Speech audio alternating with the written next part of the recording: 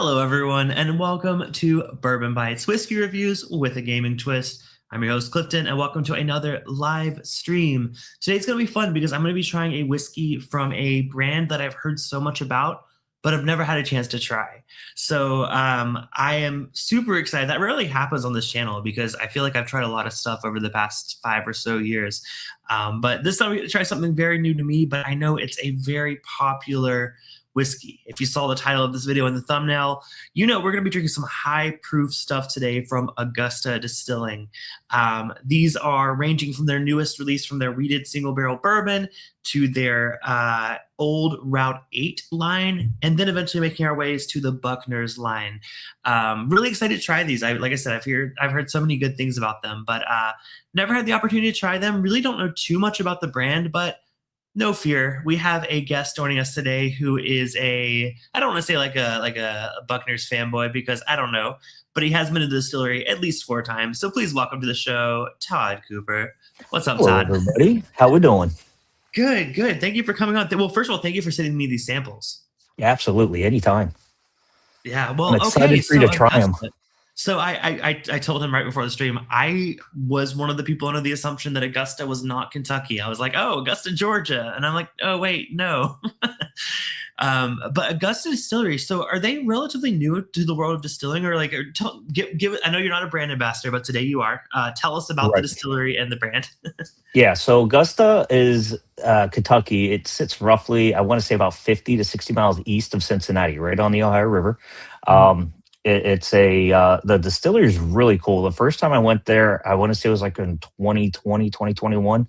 And they didn't have anything up yet. It literally it's an old, what did they make? They make buttons, and it's like an old button building, old button shop. And if you go do the tour, they have a lot of history about what it used to be. And it was kind of neat going like 4 or 5 different times because I got to see a different phase of how the distillery was growing. Very few people get a chance to actually see how a distillery grows up. And so they are making their own distillate right now.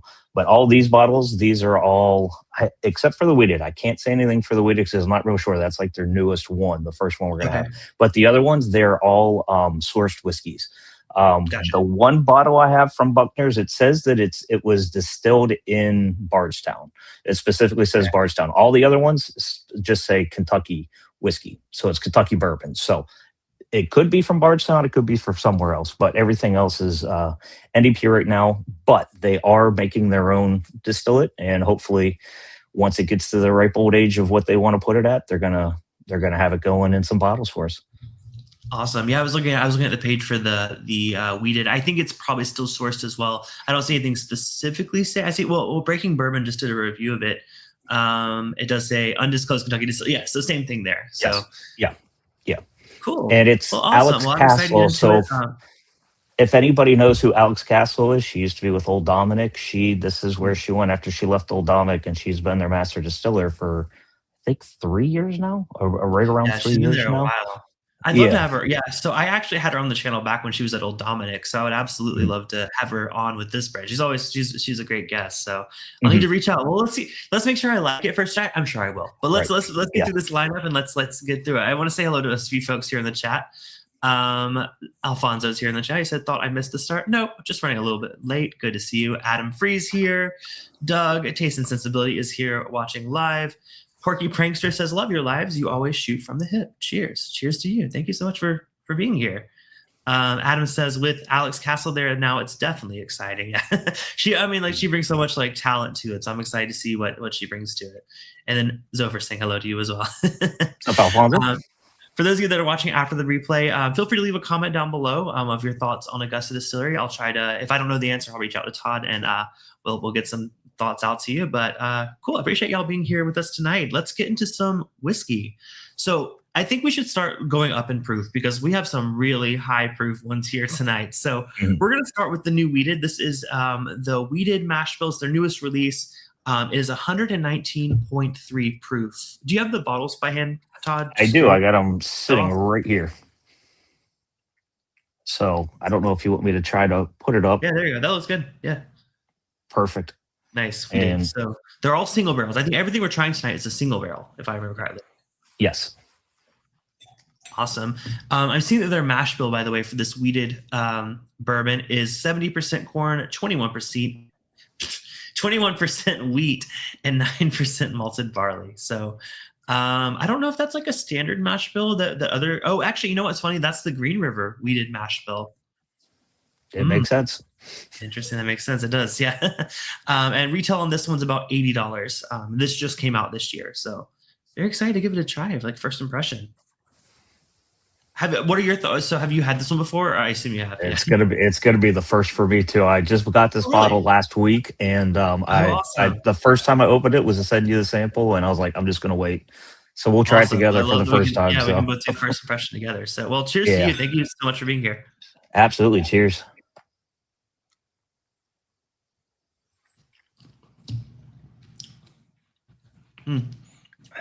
It's definitely familiar. It's definitely like I've had this before. That's good. I like it. So, because I mean, Green River, they do their own distilling, right? I'm trying to think, like they do, because like their wheated cask strength was what I reviewed somewhat recently on the podcast.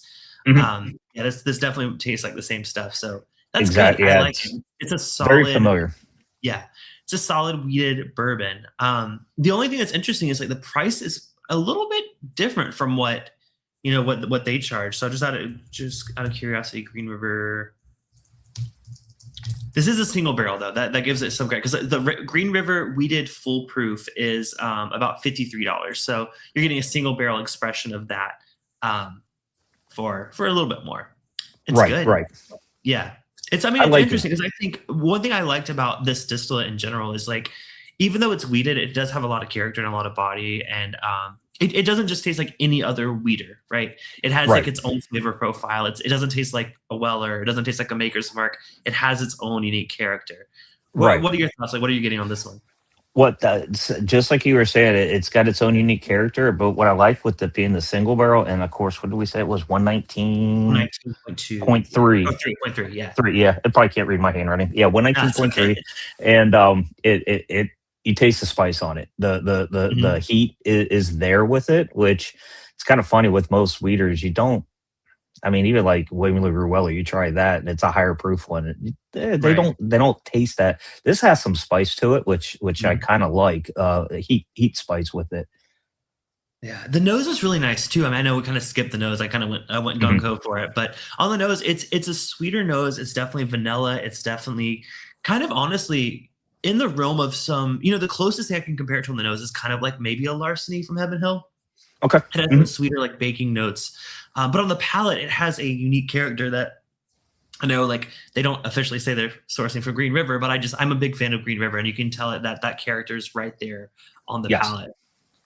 Absolutely. And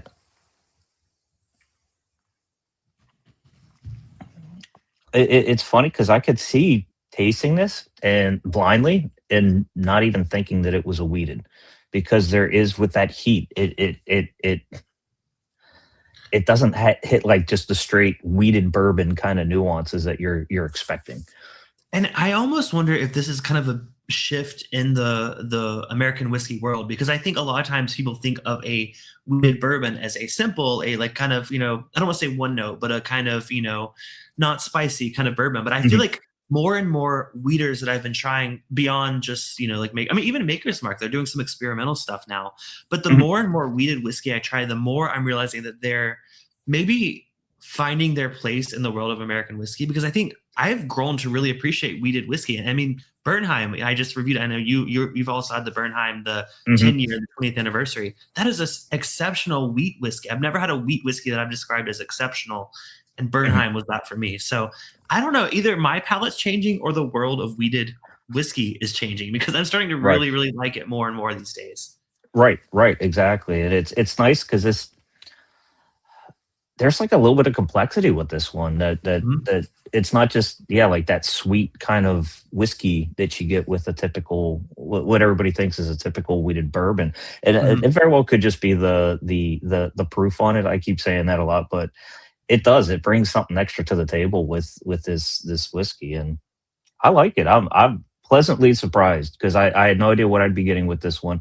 I enjoyed the Augusta, so I didn't think it was going to be bad or anything. But it's brought more than I expected. I will absolutely say that. Yeah, I mean, even like finish wise, it's a pretty long finish, honestly.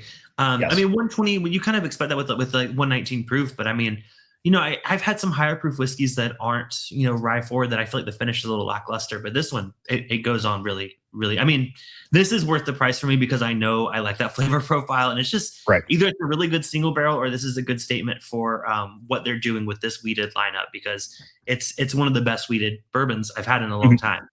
Right.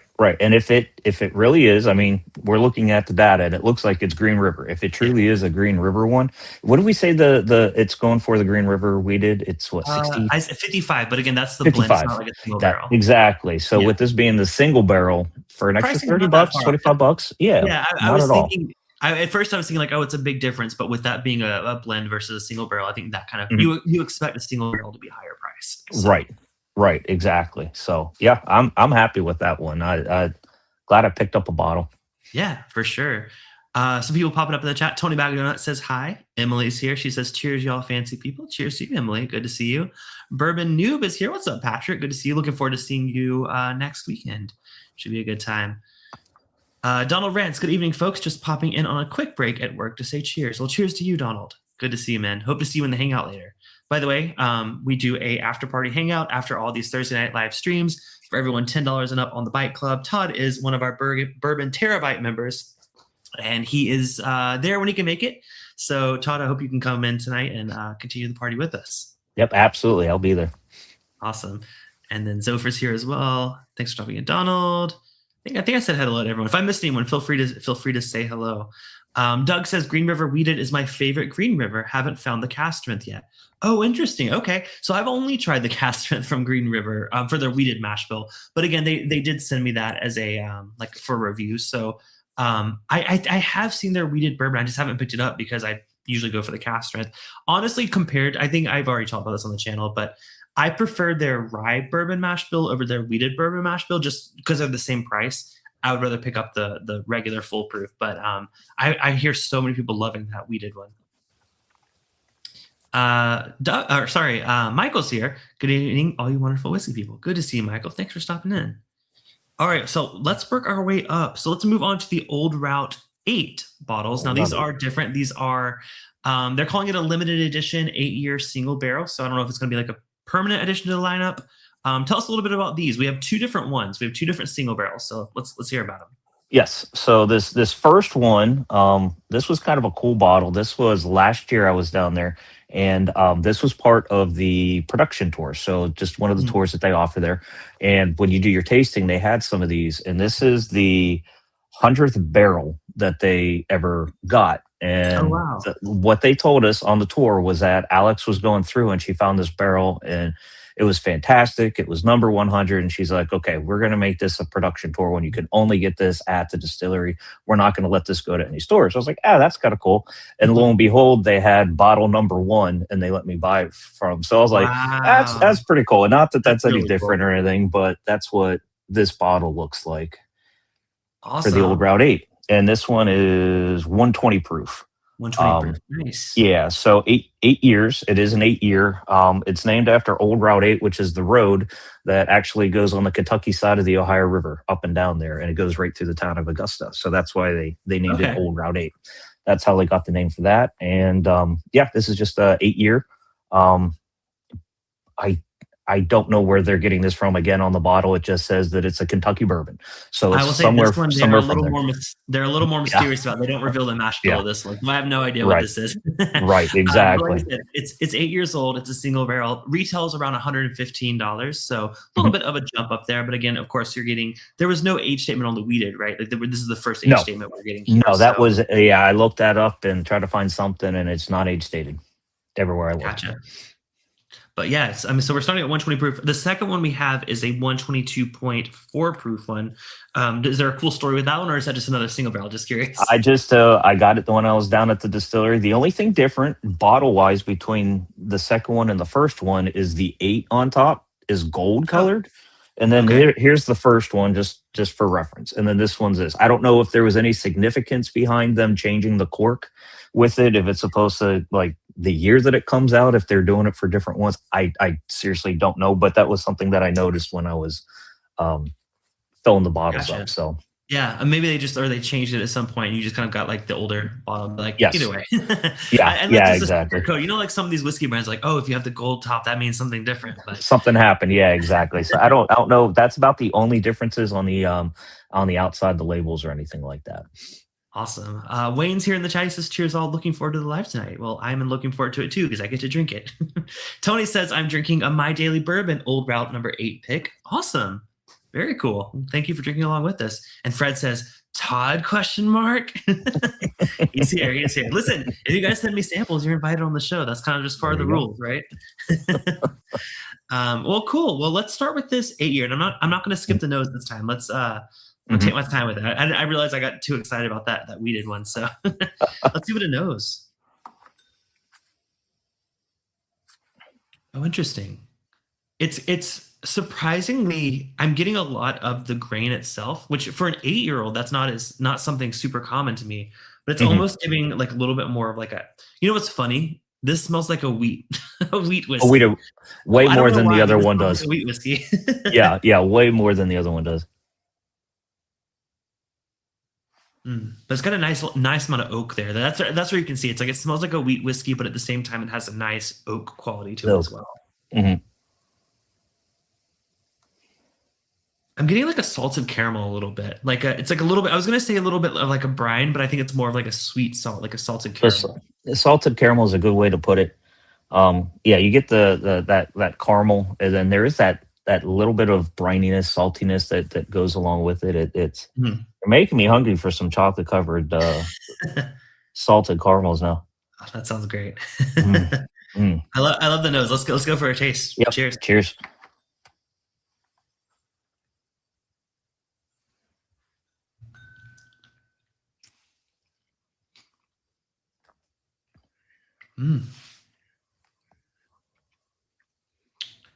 I'm still in that like desserty kind of thing. It's like it's almost going a little more peanut butter. I feel like it's like a peanut butter chocolate kind of thing, like a Reese cup maybe. Okay. Still very, very sweet. I mean, I think that's what I've noticed between the wheat and this one. Their flavor profile tends to be a sweeter flavor profile. Flavor profile, yes. Yeah. And I'm even getting I'm getting a little bit of a dusty-ish kind of note, like an old library dusty kind of note, not like an old whiskey kind, but I'm even getting a little bit of that with it. You know, if you combine that with my note, I'm kind of thinking this is a very specific.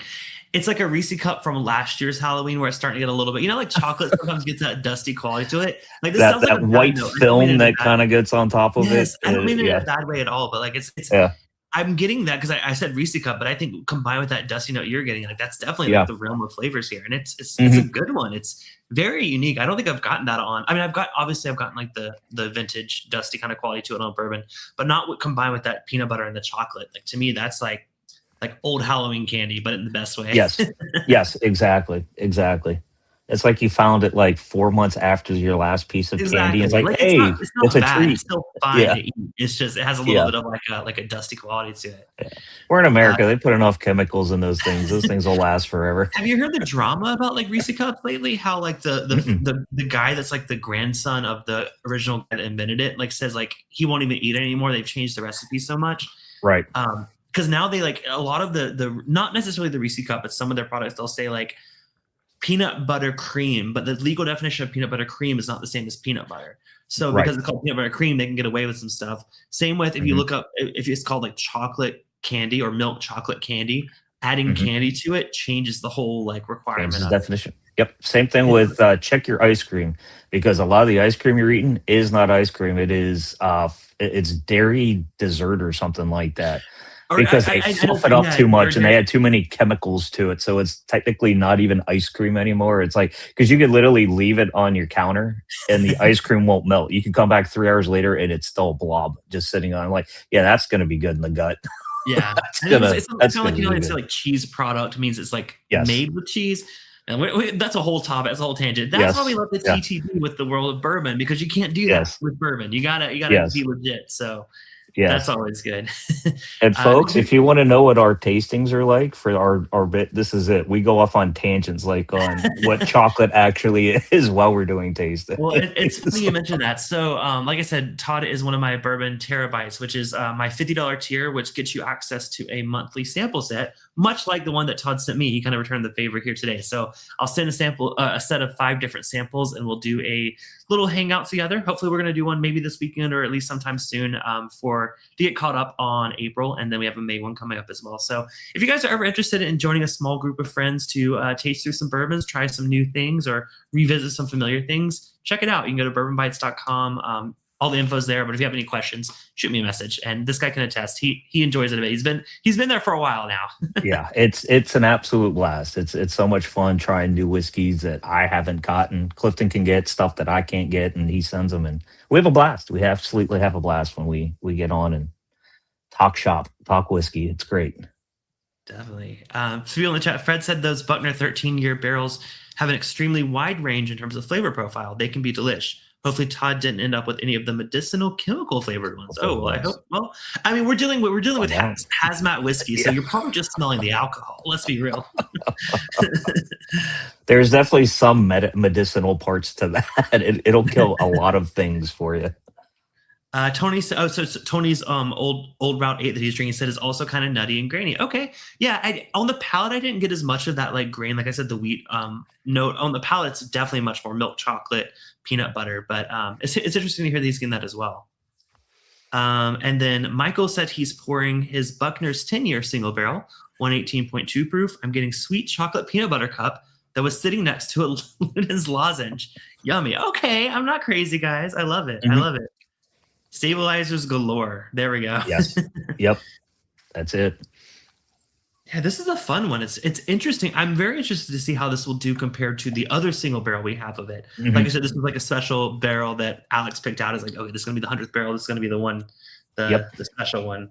Yep, that's going to be the special one. That's the story we were told when we were going through and all that. And I like it. I thought it was good enough to go buy a bottle of it. So had to bring it home. I could even see someone that's not a big bourbon fan really enjoying that because of how, again, I'm getting so much like sweetness to it. Like, I mean, it's obviously still a bourbon. Like, it's not like completely out of range, but it's like one of the sweeter bourbons I've had. And that's especially at that proof, like 119, like what was it? No, 120. 120. 120. Yeah. And I actually think that the wheated drinks hotter than this one does. And you know what? I saved a little bit of the wheated. I could believe that.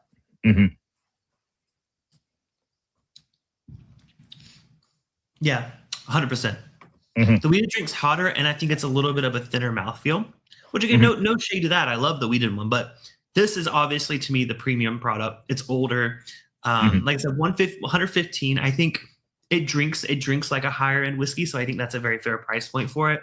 I like it a lot, especially because you have a cool story to go with it, right? Like you did the tour and the tasting, and you got to try their 100th barrel, bottle number 1 of their 100th barrel. Bottle number 1, yep. I lucked out on that one. It's something fun to have.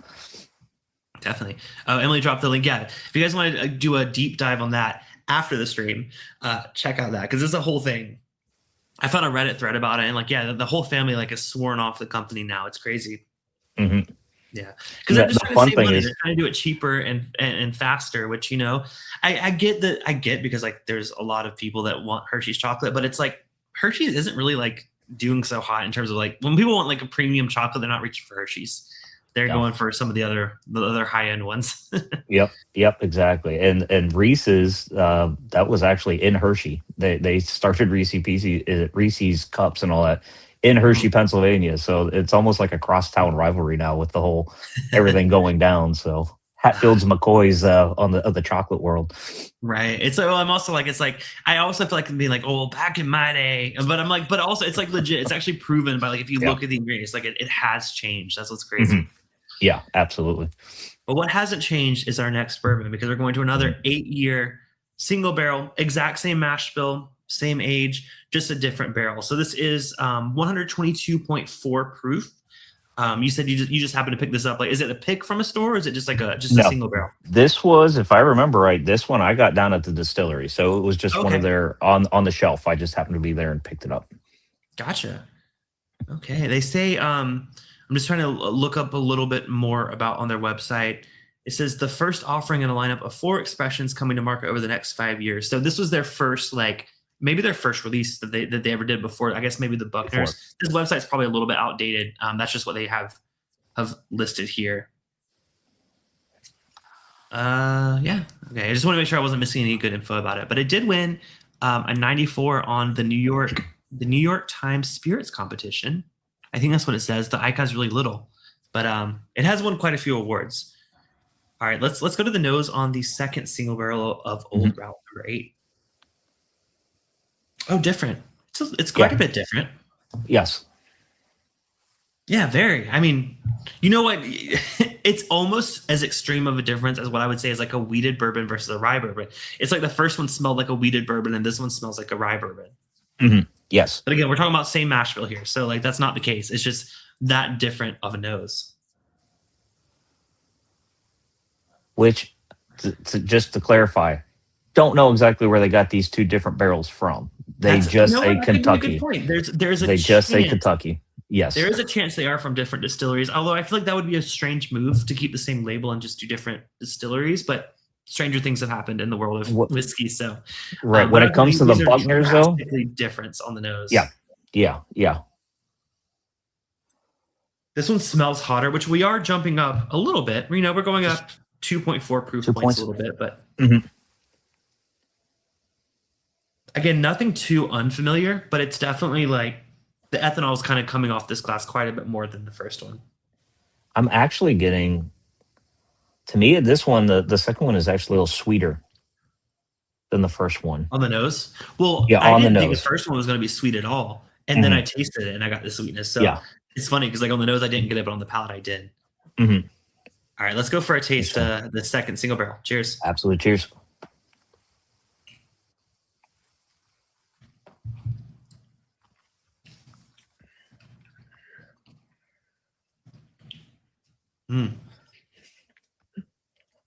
Didn't get the sweetness. it's hot. It's hot and it's oaky. Yeah, it's oaky. Is when you said Bardstown, I assume you're talking about the distillery potentially, or does it say Bardstown? It just says Bardstown, Kentucky. So that opens up to anything that was distilled in Bardstown, I don't want to like Kentucky. Toot my like fanboy horn here, but that kind of tastes like Heaven Hill. So this one elements there. But yeah, again, it could be, you know, sometimes I get confused because sometimes because Barton's also in Bardstown, I believe, if I remember correctly. So Barton sometimes at some older age statements can remind me of Heaven Hill a lot. But as someone that just loves the Heaven Hill flavor profile, both of these are kind of giving Heaven Hill. A little bit of Heaven Hill. So I see some guesses in the chat. So, well, first, Donner Pass says, cheers, Clifton, and everyone sitting here turning the grinder for tomorrow's morning batch of cold brew coffee. Nice. I don't prepare that much in advance, but we do love our coffee around here. Fred says Todd gets to stop by the distillery so much because it's on the way to Old Pogue. That might be why. Wayne says, are they buff turkey? And then Fred says, no. Buff turkey not from these ones. The 15 year is 15-year label. Yeah. Fred says the younger age of 10-year-old barrels I've seen have been Heaven Hill or Beam. Okay. There we go. See, I told you I'm not crazy. So yeah. I will say this actually kind of does remind me of Beam. The only reason I asked, like you said these ones are the ones that say Bardstown, the city on them. No, these ones just say Kentucky. Okay. Yeah, that's why I wanted to double check on them. Yeah, it just says distilled and aged in Kentucky on both of them.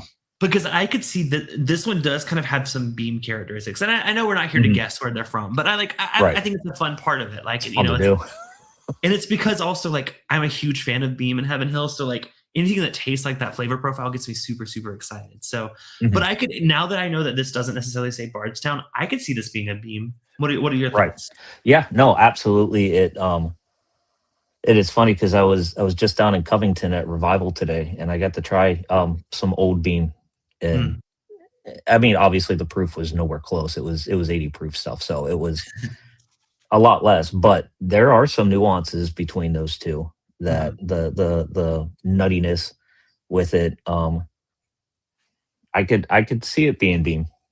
Well, you know what's funny is, I said the peanut butter on the first one, but it's a very different kind of nuttiness. It's not the same at all. I think this one is much more of like that if you were going to say like the beam, not saying it's beam, but the Mhm. beam nuttiness, like when people say beam is nutty, it's kind of this flavor profile. Right. Whereas the peanut butter on the first one was very different. Honestly, I've had some Bardstown Bourbon Company that have had that peanut butter note, so there's a good chance That's it. that first one may have been that. Mhm. But this one, I'm a little. I could think that'd be some beam. Mhm.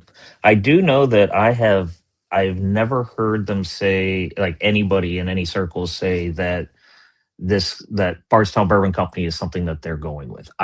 Gotcha. They might, but I've never heard anybody talk about it. I have heard Beam. I have heard Heaven Hill.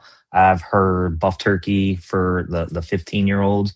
Yeah. I've heard Barton for, especially for, I think the first couple Buckners that they did, at least. Mm, That was the big thing, was they were saying that was Barton. So, gotcha. but never, I just have never heard anybody talk about Bardstown Bourbon Company for any. Doesn't mean it isn't, but I Right, just well, haven't even heard if it was, anybody. I mean, being 8 years old, I mean, I think even Bardstown Yeah. Bourbon Company is only putting like their 6-year-old stuff out, like fully their own stuff. I think at least the well, hold on, I'm gonna grab this one because Mhm. oh no, never mind. They do have some up to 9-year-old stuff now, Up so 9. it is getting up there in age, but I Mhm. don't know. I think whatever it is, it's solid. I mean, Yeah. it's funny how different these two are, though. Yeah. I definitely think these are different. I said earlier, like it would be weird for them to do two different distilleries, but I think these are two different distilleries. Yeah. And it very well could be, especially so I think you had it in the I think I saw you type it somewhere, and I know I sent you the thing. I think these are 2 years difference. I think Yes, this one I here put it was in the thumbnail. 2023 and the other one was 2025. So that's 2 years different. So yeah, they could be getting supplies from completely Yes, different places I put it in with the that. thumbnail. I'm trying to pull up my notes from that. Because you sent me the exact ages and proof, so I like make Mhm. sure to include that. Uh, I'm just trying to Yeah, see. what? Oh, here we go. Okay, so the 120 proof is from 2025, and Right. the 122.4 is actually from 2023. So it's an older Yeah. release from Yeah. them. So 2 years difference on that. And I know Buckner's, they came out with first, and then they came out with the old Route 8. I want to say like maybe 2 years afterwards. I want to Okay, say, I'm just ballparking, the Buckners came out sure. around 2020, 2019, 2020, somewhere around there. And then it was probably about 2 years later that they started with the old Route 8. I'm just, Mm. hopefully I don't have the brain fog going on with that, but I think that was Listen, they're not around paying that. you. You're paying them There because you you're go. buying. Exactly. Exactly. Again, Todd's not an official ambassador. He just is No, tonight. no, no. Well, I think both of these are great. I think my personal preference is the second one, the 122.4 proof one, just because Mhm. that's like my favorite profile. But you have the fun story about this being the 100th barrel and Yeah. the first model. So I understand it having a special place. Do you have a favorite of the two? Out of the two, drinking them to side by side, yeah, I'm with you. I like the older one from 2023, the 122.4. It just hits different, and Hmm. it does have a lot of those Jim Beam notes that you're talking about, and the proof with it, I think, goes better than the other one. It just Yeah. melds better. Yeah, I mean, it smelled hot. Like I was worried it was going to be too hot based on just the Mhm. nose alone. But like once I actually got into it, I'm like, no, it holds up. It has the character. I still think I think each of them have their own strengths. So going back to the 120 proof one, I think the finish of that one was better. I think the mouthfeel of that one was better. I just Mhm. think overall, like the body of that one carried itself better. But as Mhm. someone that is a huge fan of the flavor profile of the second one, that's like to me that wins out. Mhm. Well, and also now Mhm. knowing that you said that these are from like 2 years apart, like the release, that could Right. explain why they've switched which barrels they're using for these. So that makes more sense than if they were just like side by side sold at the same time. Right. Right. Exactly. And I mean, if you ever want to know how two different single barrels could be completely different, again, don't know if this is the same mash bill or not. Right. If this is the same mash bill, then it's completely different. I know if this is, then I know nothing, and there's no point of even trying to guess distilleries anymore because Yeah. they're so different. But you never know. You Mhm. never know. You never know. All right, well, are you ready to get into these Hazmat Buckners? Here we go. Okay, you gotta tell me the story about these. Like, are they always this high proof, or did you just buy the highest proof ones you could find? Tell me about these Well, two 13-year-olds. I always try to buy the highest hazmats I could find, but Of course. I mean, no, you know, why they not? It's are there. yeah, they are typically the ones I've seen are like 135 and up. Okay, so they're up there They normally. yeah, they are higher ones, which I got to appreciate the fact that number one, it's at least a 13 year, and number two, they're Mhm. leaving these proofs up. They're not trying to do anything where they're dropping the proof or anything on these. They're letting Right. them be what they are. Um, and the 13 year was the I think the 10 year was the first one they came out with. Then they went to a 13 year, and then a 15 and a 17 year. The Okay. 15, like Fred said, they did have some buff turkey ones of Mhm. those, which were I did get a chance to try some of those, which were excellent. Um, and I don't believe they got any of the hazmats. Those were all like mid 130s for that. Okay. But yeah, the Buckners, again, single barrel. These just happen to be. I have like four of these, and these were the two hazmats that I had. So I'm like, I gotta send you the hazmat ones just because. Of Why course. not? You want Cliffy to show up. That's the ultimate goal, right, of these streams. Exactly. I want you to call in sick tomorrow. So, I wish I could. I wish I could. yeah, but Well, you know this what's is what crazy? Oh yeah, that's go what ahead. Sean. actually. Let me show you the other one because it has more liquid in it, and you could actually see the label a lot better with that one. Okay, so yeah, that's the second one. That's the highest proof one. We're gonna be drinking that one at the end. But Yes. yeah. So wow. I mean, but they're both hazmat.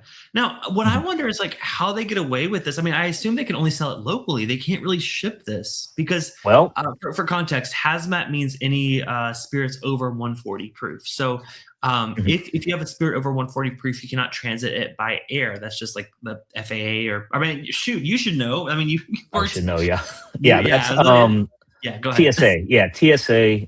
They won't. It's because it can explode, and it's Right. a hazard to the aircraft. That's why you can't fly with anything over 140 or above because it's considered combustible Mhm. material. So that's why it gets the hazmat with it. Yeah. Now, the first bottle that we're gonna try that I got at the distillery. The Okay. second bottle I just bought here in Ohio last week. So that's another one I have not tried yet. So I'll be trying that for the first time with you when we try that. So the only thing I can think of is we're not that far from Kentucky, so they probably just trucked it up. That's They actually what I was probably going to didn't say. fly You're it. close. Yeah, And then Fred said they can ship it. It just has to go on its truck, and it usually does. Yeah. I think that's yeah. probably why it's so limited to just like maybe like a little more local than some other things because I can't imagine them trucking it all the way out here to Southern California. Like, Mhm, um, but with the placard with the hazmat endorsed driver. Yeah. And mhm, look, I love how I have the like. So I have you for who you were mhm. formerly a what was the title? That it was Air just a traffic controller. air traffic controller, and then Mhm. Fred, who is a master of shipping. So look, we have all the pros here in the chat. It gives us all There the we info. go. Wayne said, "Are they American light whiskey?" So Fred said these are likely Barton bourbon. Okay. Mhm. I do believe these are Barton. In fact, I think this is the one where it actually says Oh, Bardstown. distilled and aged in Bardstown. So this Yeah. first So one we're having, it probably literally Barton. says that. Yeah, Yeah. yeah. Fred And I said know whiskey that was a always goes rumor. by truck. I mean, I don't listen. I know locally like distributors do, but I didn't know if like to get bottles to different distributors. Again, I'm just a whiskey enjoyer. I'm not in the industry. You know more than I do. Before I get canceled even further, let's go ahead and get this poured. I'm gonna start with the 145.12. This is, you said this is the first one. You just picked this one up recently, or the other one? No, the last one is the one Okay. I picked up last week. So this one, I forget what I put down. If this was 24, I think 2024. I got this Uh, one. I think. it would have been really smart if I didn't close out. Oh, here we go. Okay. 145.12, 2024. Yes, Yeah, got it. Yeah. 2024. Um, by the way, retail on these is about 230, just depending on your area. So they are up there in price. Mhm. But 13-year-old bourbon, hazmat. I mean, how else can you get that? Right. And to tell you the truth, a lot of things around that age are starting to get up to that price. So They are. They are. Unfortunately. unfortunately. Wayne said, "Wow, I've never seen these bottles around here. I've never seen Augusta here in Southern California." Wayne, you're in Kentucky, right? Yeah. So I don't. Maybe it's just certain, maybe limited distribution. Not sure. All right, let's give that a nose. If it Mhm. doesn't explode on the way to my nose. Oh, that's nice.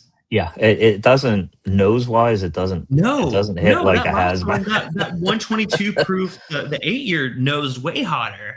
Yeah, yeah, absolutely. Wow, that is like I mean, almost. Creme brulee is the first thing that jumps to my mind, but it's a very much like very sweet, but very rich sweet. Not just sweet to be sweet, not like a like birthday cake. It's more like a really dense sweetness. Sweetness. Wow. Yeah, this is a good way to finish up with the desserts at the end. So this is very desserty, very desserty. No. I was gonna say, you know what? I just revisited some Jack Daniel's, the Bonded, recently. I'm putting up a short of it tomorrow. But to me, I got like that banana bread note, and there's a little bit of banana bread here, which I've gotten that on Barton before, so that's not totally strange here. But it's like a really rich, dense, very sweet. I was gonna say moist. I don't want to say moist, but like a moist banana bread, not a dry, crappy one. Right. No, that is a note I always got back when they actually did tastings and tours at Barton. We would go in there, in the very old Barton, I would always get a strong banana note on it. Really? It was incredible how much banana was on that. Yeah, that's really lovely on the nose. I'm excited to give it a try. Cheers. Yep. Cheers.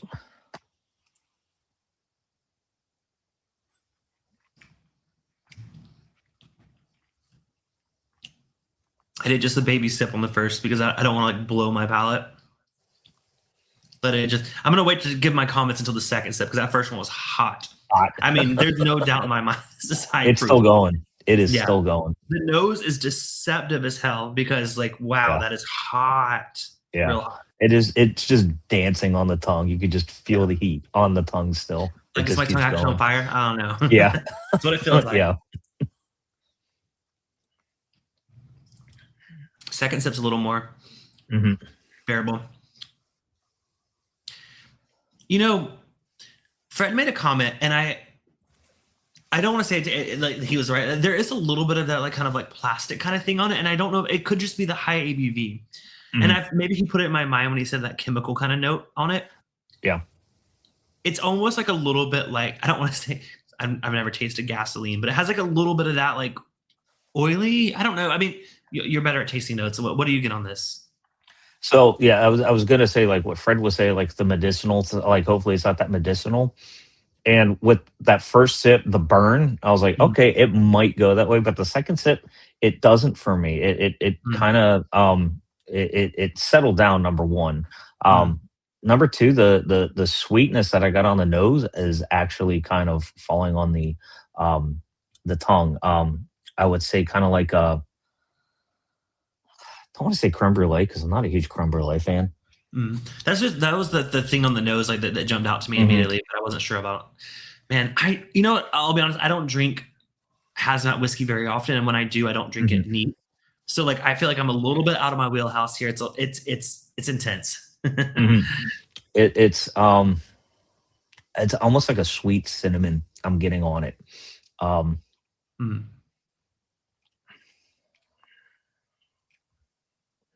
Yeah, I'm not really good at notes either, so I came to the wrong person for notes. Well, no, I was stalling because I put up a poll earlier on YouTube. I was asking, I teased the fact that we're drinking this high proof stuff, and I was like, you know what, like if you were being honest, like what's your favorite flavor profile in terms of like proof? And 83% of people who voted said 100 to 120 is their sweet spot, and I think I'm in that category as well. That's my go-to. 120 to 140, like maybe we're talking like some Jack Daniels, like high proof things I could get in that category, but like 99%, well not 99, 90% of the time I'm drinking 100 to 120. That's just like my sweet spot in terms of bourbon. So this is quite a bit out of my element. I'm going to save half of the sample and come back to it later with some ice because I do love an ice cube and some high proof one. It's so intense for me that I'm like struggling to find a lot with it. I don't like it. I do like it. It's really, really good, but it's also like yeah. And you don't have to like it just because I sent you the sample. I didn't make it or anything. I don't have any skin in the game here. But again, I it's actually Wayne mentioned, he said add a couple drops of water. I'm just gonna do a little, see if I can just a little bit. I used to have a little dropper, but I need to replace that. I'm just gonna try to put a little bit because like I do like the flavor going on here. I just think to me, as someone that hasn't drank that high proof in a long time, it's a little too intense for me. By the way, Michael says the bottle of Augusta I have, he found it High Times in Costa Mesa. He found it at High Times when he was visiting his son. Nice. High Times, I love going visiting that way when I'm driving through the area. We used to have a friend that lived right by that store, so we would always go check it out. But right now, it takes a bit time to go down there. We don't go out of our way that often. But Fred said the chemical one I had wasn't subtle; it was straight up in your face formaldehyde. Okay, no, Yeah, that's it's not what not I'm getting. that. I'm not getting formaldehyde. I'm getting a little. When you said chemical, I'm getting a little bit of like that. I don't want to say chlorine, but like a little bit of like that, like kind of thing. Not formaldehyde though. Mm-mm. Okay, I would almost say, like, for me, the chemical that I'm getting, if anything, is, and I've said this before on some of our tastings, that like whenever they, like, if you're getting a filling or something, and they're going to put Novocaine in your, give you the shot of Novocaine, so they put that numbing agent on your skin first, and then they hit you with the shot, yeah, and you get that little bit of a, it's not astringent, but it's there's a slight bitterness, just a slight little bitterness of that Novocaine. I get a little bit of that on this too. 100%. And you know what? I was thinking back. So someone made a comment earlier in the stream. I don't know who it was. They said it's like a Reese cup with the side of like a lozenge, like a Yes. what are those like The cherries, Ludens. those throat numbing ones. Yeah. So when I first tasted this, I was thinking about that comment because I got a little bit of that like numbing spray that you do on the back of your throat. I think that's in the same realm of exactly what you just said. I think like absolutely. we're on something here.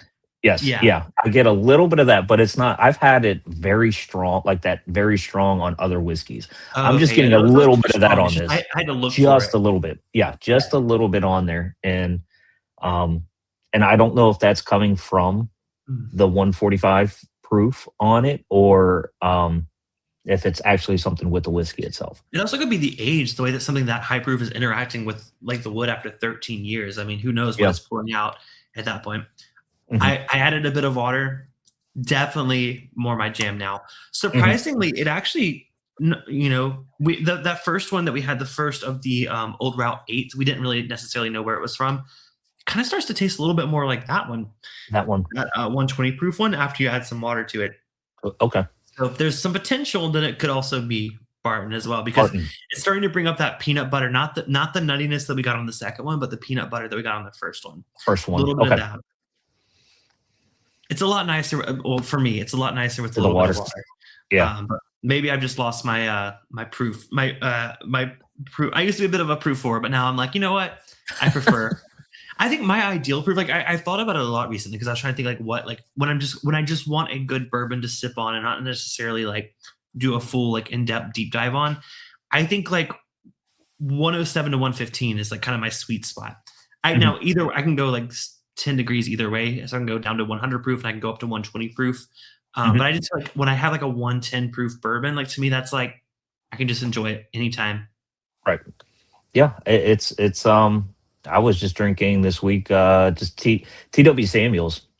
And nice. That's 100 proof. Yeah, that's 100 proof, and I was enjoying the hell out of that the entire week sipping on those. So it's it just kind of where you're at. And I've had some hazmats that how was it? The buff turkey. I tried a buff turkey hazmat, and it was horrible. It was horrible compared to the other ones and they were still. I mean, because they did what was it like 12 total bottles of it. I think the place that had it, and the ones that were like around 136, 137 proof tasted way better than the hazmat. And the funny thing was, I was like, "Hey, do you have any more of the hazmat?" I went back like 2 weeks later, like, "No, that thing sold out right off the bat." I'm like, "Yeah, because it was hazmat." That was the selling point for I mean, it. if you see it, you buy it, right? Yep, When I was at Dark Arts, when we were there back in I guess October or November of last year, there wasn't a hazmat, but there was a 139 proof Dark Arts, and I'm like, well, I gotta buy it. Right? Gotta try it. I can fly home with it and not get in trouble. Exactly. That was one reason too. Yep. World's Worst Bourbon Channel. Gary Franchi, if I remember correctly. I think that's Gary. I can't see your icon, so good to see you. I think it's Gary. Pretty sure it's Gary. Good to see you, Gary. Wayne Arnold said his favorite is 110 to 115. Okay. Well, Todd, what about you? Like if you just want a good bourbon, like what's your target proof? Target proof, I would say somewhere between 100 and 120, somewhere right in there. You can't go wrong with a 107. I think that's a fantastic proof point right there. You give me anything that's 107, I have never been disappointed in. So, yeah, just right around there. It is Gary. Okay, I got worried for something. Oh no, am I saying the wrong name? But like I thought it was you because I saw your video. You made a video about like he does a lot of like kind of parodies of like the whiskey community. So he's like, oh, I found a new way to promote my channel, just posting my links in every bourbon group there is out there. So I used to do that like a long time ago, but like I'm past that now. Like I don't spam. I spam myself on my own platforms, but not on other people's. So, but no, go check out World's Worst Bourbon channel. It's a fun show. Doug says I never complain about proof when between 100 and 120. If I'm complaining about proof, it's higher or lower. That's a good point. There's been a lot of times I've been like, oh, this would be great at higher proof. I mean, how often do you say that? Pretty often, right? Like we're talking about things. Oh, absolutely. Yeah, I just wish that they wouldn't have watered this down. I wish they would have left it at cash strength and let me try it there. I'll proof it down myself. Yeah. And Mr. Jigsy says, cheers. Cheers to you. Welcome. But we do have one more drink to have tonight, and it's a doozy. This is probably the highest proof bourbon, because it's a bourbon, right? It's a bourbon. Highest proof bourbon I've ever had on the channel. I say that because I've had some high proof light whiskeys, but I've never quite had a high proof bourbon like this. Show us the bottle. What are we drinking? This is you showed it a little bit earlier, but show it again. Yeah, so this is the Buckner's 13, and this is 146.8 proof. 146.8 proof bourbon whiskey. Who do you think we're ready for this? I mean, I'm sure you are. I struggle with that last one, but we're gonna go for it. We're gonna go and get it poured. The color is beautiful on it, but by the way, it's really nicely. Yeah. Yes, they color wise, nose wise. Again, it's kind of like the last one. I'm not picking up a whole lot of alcohol on the nose, so it's sneaky. Oh yeah, no. It's sneaky. The nose is really nice. Every single one of these I poured immediately out of the sample bottle, and I immediately went for the nose. These, someone might say like, oh, well, that's because you didn't let it sit in the glass. I will say I poured that Old Route number 8 right out of the bottle, and I was like, oh, that's hot on the nose. These, nothing. I don't say nothing. That's a little misleading, but no, I wouldn't nose it. Like if you're doing Matt Madness, I wouldn't nose it and think that it was Hazmat. No, absolutely not. It doesn't hit like that. I would say like 120, 125 maybe. Yeah. It's and I've had these. I poured these at about 10 to 10 my time. So 10 minutes before the stream even started, and they've been sitting out the whole time. So mine have had plenty of time to air out, and I'm not getting the astringency from it or the alcohol in it. Yeah, Wayne says that it's very dark. It looks thick. Yeah, we'll see how the mouthfeel is, because I think the mouthfeel on that last one was pretty intense. I had to water it down myself, so I did get rid of some of that. But Bourbon Lover in the chat says, cheers. Good to see you. Thank you for stopping in, and thank you for your comments on my shorts. I've been posting shorts daily, by the way. If you guys haven't seen them, I've committed to doing it for at least a month, so we're like almost through the full month. I feel like it's a good way to reach new people that maybe haven't watched my long form streams. So if you have seen those pop up, just stop in, give them a thumbs up, show some support. It's really a fun way to bring back some of my older content and bring it to people that may have missed those streams. So I've been enjoying doing it. Like I said, tomorrow I have a Jack Daniel's bonded bourbon one coming out that I'm excited to share. And then this weekend, there's one for my favorite non-alcoholic beer that I've ever tried. So stay tuned for that. You know what's funny, Todd? My most viewed live stream on this channel is my best non-alcoholic beers. For some reason, of course. That stream has gotten like 3 times more views than any of my other streams ever have. Well, going by that logic, you're going to get nothing on these Hazmat.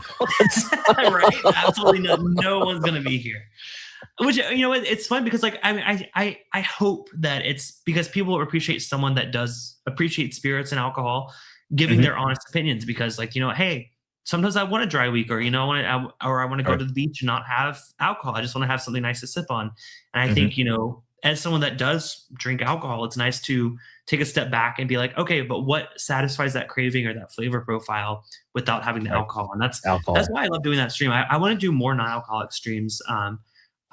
Especially with spirits. I know spirits are kind of weird because I feel like non-alcoholic beer, like you can get by with, but some spirits, I don't know. I mean, I don't know if you've had much experience. I've tried a few non-alcoholic spirits, and like they're fine, but they're not quite the same experience. It doesn't hit. You can do a cocktail and mask it to make it taste like that, but not really just a spirit. I haven't tasted anything that's kind of.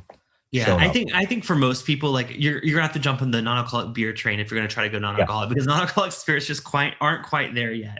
They taste fine, they taste good, but like they don't satisfy that same craving. Right. Just drink some hot tea. There you go. Get some water. Michael says 143 proof. Hey, I see the Cliffy bus coming.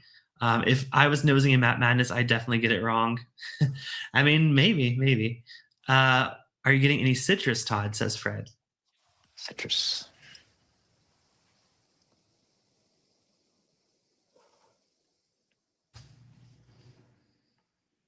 I'm getting a hint. I mean, I get a little orange. Like Orange. to I was me, gonna say, if this is anything, almost, orange. it's a little bit like an old fashioned cocktail kind of. This is what I'm getting on the Mhm. nose.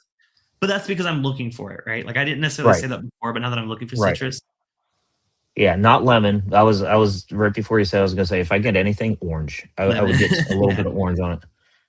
Doug says there's no logic in views the topic. No, there's not. But like you know what, it's good. It's good insight for me as a creator to know like, hey, people aren't just here for the alcohol. They're here for the maybe it's my shining personality. Apparently, I don't That's what actually it is. know. Whiskey sensory standing. It says, how does nice to sip on equal non-alcoholic beer? Just drink Natty Light. It's basically just water. Yeah. I mean that's true, but I mean I don't want to spoil it, but my number one non-alcoholic beer I still buy. Like even when I'm not doing a dry week, I still buy it because I think it's that good. So stay tuned till this Sunday for that. Oh, Fred said he was making a comeback. Maybe it was a comeback to the lemon pledge. I don't know. Oh, the lemon Maybe. pledge. The lemon Maybe. pledge. Yes, yes.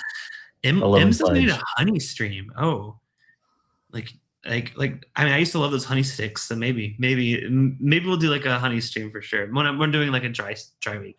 All right, I've delayed this enough. I'm excited for it. I'm scared of it. Let's go and try this 146.8 proof Hazmat Augusta Distillery. Cheers. Yes. Cheers.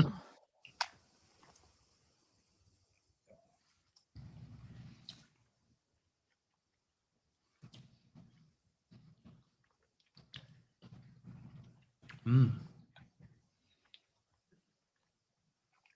I like it. Yeah, and that proof's there again. Yeah, I Like mean the it's last there, but I one. mean I think this one again it's we're tasting two different single barrels, and I think these aren't as vastly different as the old Route 8s were, but there Right. is quite a lot of difference.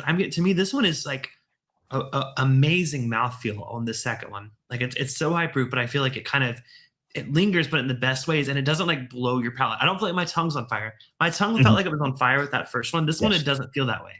Right. Yeah, Now that that could part also went be away quicker. it could also be for me. because we have already set up our tongue, like our palate with that one. Yeah. There's a chance that's the case too. But to me, this one, like I don't necessarily feel like I need to add any water to this. I think this one actually drinks really nicely. Mhm. And I am still getting I get even a little bit more of that like numbing agent we were talking about, that little bit of bitterness Oh, from that. interesting because I I'm don't getting a get little it bit on of this that. one. I Okay. don't get it on this one. I'm getting that, but I'm also getting a little bit of like a chocolate note, but almost like the chocolate in like a mole sauce. That kind of like Oh, a interesting. chocolate Okay. kind of note to it. I'm I'm getting a 100% little on bit. board. I'm 100% on board with the chocolate. I get the chocolate too. Mhm. And I was almost going to go all the way back to the Reese cup that I had earlier. But you're right. It's Okay. not sweet. It doesn't have the Mhm. nuttiness. It is Right. just like a dark chocolate, which I think Dark is like chocolate. on track with what you're Mhm. saying. Yeah, absolutely. That is delightful. That's my favorite of the night. That's really Mhm. good. That's fantastic. And this is the first time I'm trying this bottle. So Really. yeah, because this is the one I bought last week, and I How do only you opened it up like to it it. compared to the other one we just had? The other one, I do. I'm enjoying this one more so than. It's funny going back to the nose on this. Now I'm getting it sweeter out. So I think the proof might be affecting me a little bit on Maybe the a little bit. nose and like on the nose and on the taste. When you say It's going back, you changing a mean little. going back to the previous one? Yes, yeah, the Okay. previous one. Okay.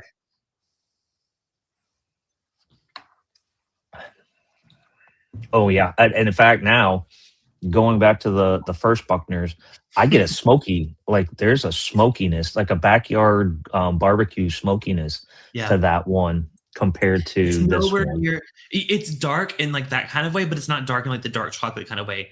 Right. Honestly, it's more bright. It's more similar to some light whiskeys I've had on the whiskey aspect of it, but there is a smokiness, a little bit of an ashiness to it. Mhm. But I think the other one, you're spot on with that dark chocolate. The mouthfeel is Mhm. exceptional. I saw a comment. Zover said you might be becoming acclimated. Yeah, Acclimated. for sure. Wayne says oiliness will carry the ethanol and protect the palate, giving the flavors a chance. I think the second one is way more oily. The mouthfeel is Yeah. just really, really great on that one. Yes. Fred said chocolate spices. I love mole. Yes. Yeah. Things that make me go, mole sounds amazing. Tony says, Fred, it's Bourbonite 13-year is also 139-ish proof. Mhm. Oh, nice. Have you had that one, Todd? The it's Yes. Bourbonite? Okay. Yep, I was because I have that one, and I also have the one that Tony's drinking of the old Route 8. It was the Oh, nice. Chad Watson pick that he Oh, did, yeah. and I was gonna send you those, but I was like, Listen, I can only handle one.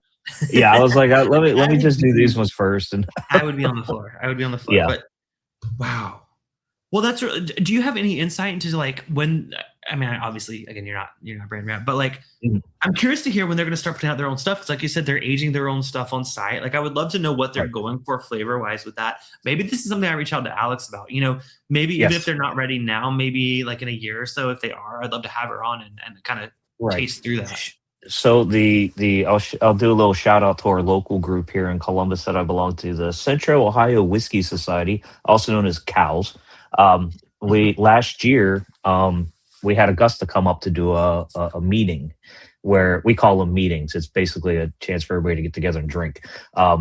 So she came up and she hosted, and it was great because she was the one that drove up and did the whole thing. They didn't have a brand rep or anything. Hmm. And number one, she killed it with the stuff that they brought. They ended up bringing, I want to say 7 bottles, 3 of which they didn't even tell us, and 2 of them were hazmat.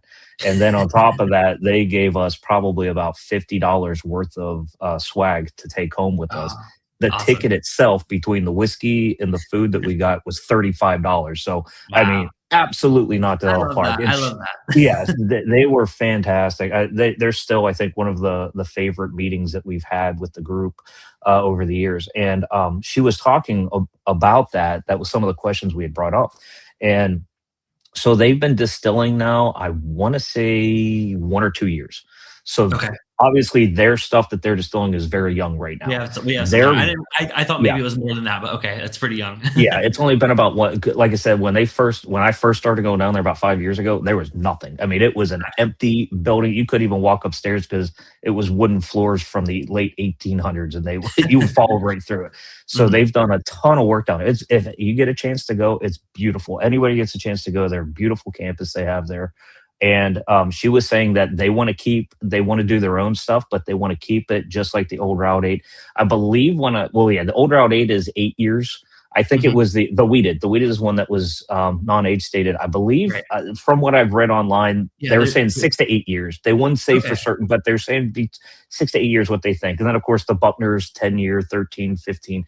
They want to do the same thing. They want to have their stuff, but they want to age it that long. So you're probably looking at another 6 years for the old Route 8, roughly, Yeah. before the first bottle that might come out from their own distillate. And again, it's going to be, is this what we like? Are these good barrels yet? So they might hold off on them, and they'll become the Buckners, like that Mhm. kind of thing. But I do believe they want to keep the same line. It's just going to go from whether or not they keep the same name. I think they're planning on keeping the same name. Like you said, I don't work for They them. got some time. They got some time to But figure it out. exactly, exactly. Because Yeah. I mean, it would be kind of like New Riff. New Riff, when they first started, they had the OKI that Right. they got from MGP, and then they decided, okay, that's our stuff now. Let's go ahead and just do New Riff, and we're going to call it New And then Riff. they It's a brought new OKI line back. altogether. Exactly, Yeah. exactly. So I think they're trying to stick along with that kind of thing, and I'm anxious. I mean, I love the stuff that Alex did with old Dominic, and she Mhm. was great down there. I know a lot of people, Donnie, misses her being down there and all that. But I was very happy when I found out that Augusta was able to get her to come up and work for the distillery, because she's Yeah. fantastic. She's a great ambassador for that distillery, and really anxious to see what whiskey she brings to the table. Yeah. Alfonso says she makes great stuff. I agree. Yeah. Yeah. With old Dominic, I mean, she Mhm. was really great. So yeah, it sounds like you got a little bit of, I mean, I could still always have her on the channel just to talk through whiskey, but Mhm. well, that's really exciting. I mean, I think they're sourcing great stuff. They're really building a name for themselves, because I hear so much about this Buckner's and just Augusta Distillery in general, that I've been very, Mhm. very curious to try it. So when you offered to send the samples, I was like, hell yeah, Yeah. I'm Yeah. excited to try it. So, Yeah. well, Todd, thank you so much for this flight, for coming on the stream, talking us through this. This has been amazing. You Absolutely. guys, I was gonna say, go follow me. I mean, do you want people to follow you on social media, or nah, not really? You Like, can. I mean, I really don't have much of a social media. It's well, a yeah, you journey do have down the you whiskey have an road. Instagram, right? Wait, Yeah, what's your Instagram? journey down the whiskey road. That's my Instagram. Journey Down the Whiskey Road. You guys go give him a Yeah, follow. Um, Again, thank you, Todd, for coming on. Thank you for being a Byte Club member. Again, Todd is one of our Bourbon Terabytes. He gets the tasting every month. And appreciate you guys watching this live stream. It's always fun to have people from the community come on. So again, if anyone ever wants to come on and like share some of their favorite whiskeys, let me know. I'd love to. Even if it's just something you're like, hey, go buy a bottle of this and let me come on because I'm a big super fan of this. Like, I'll do it. We'll do it. So Todd, I will see you over at the after party. We're gonna do. Going to wrap up now. If you missed my new podcast episode that came out today, I reviewed another very old whiskey. I reviewed a King of Kentucky from Tony Bag of Donuts, who is here in the chat, or at least he was. He sent me a sample of King of Kentucky from 2024. Was really surprised by that one. I actually tried it before on a live stream, had a different reaction than I tried it on the podcast. So if you want to hear my true thoughts of it, listen to today's episode wherever you get your podcast. You can also find it here on YouTube. It was a fun one. So cheers, Todd, and cheers to the rest of y'all. I will see y'all. I won't be live next week, but I may have an announcement for the channel to keep you occupied while I am away. So stay tuned. We're still testing out some things, but all right. Cheers, guys. Thank you, Todd. And I'll see you very, very soon over on the Hangout. Sounds good. All right. Bye, guys.